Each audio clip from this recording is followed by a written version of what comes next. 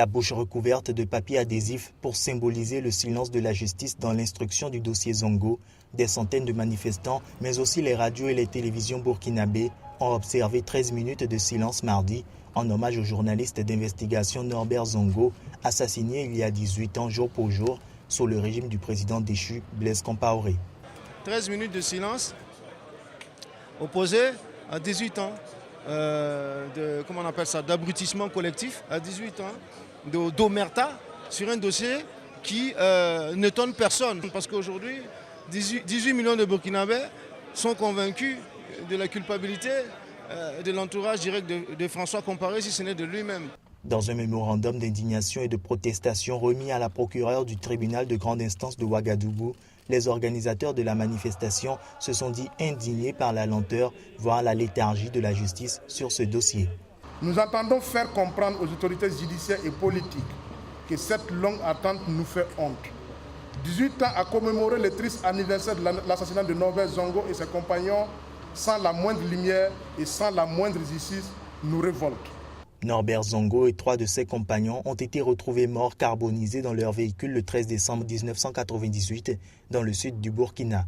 Une commission d'enquête indépendante CEI, instaurée sous la pression populaire, a conclu quelques mois plus tard que le journaliste avait été tué dans le cadre de l'exercice de ses fonctions. Zongo enquêtait au moment de son assassinat sur la mort de David Ouedraogo, chauffeur de François Compaoré, frère cadet et conseiller économique du président Compaoré, surnommé le Petit Président.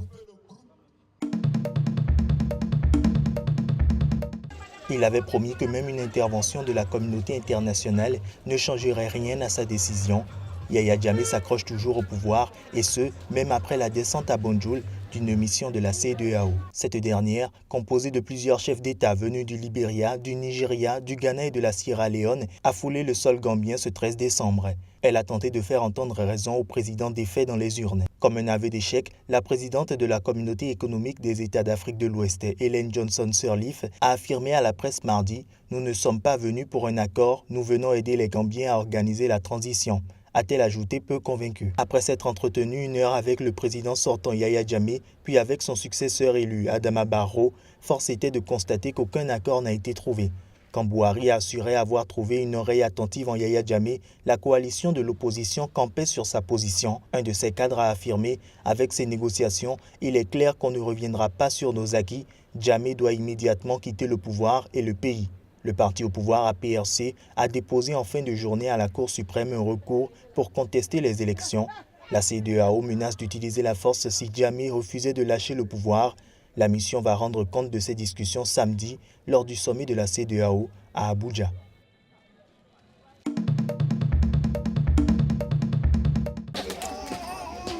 Un besoin urgent en financement menace les progrès enregistrés dans le monde dans la lutte contre le paludisme.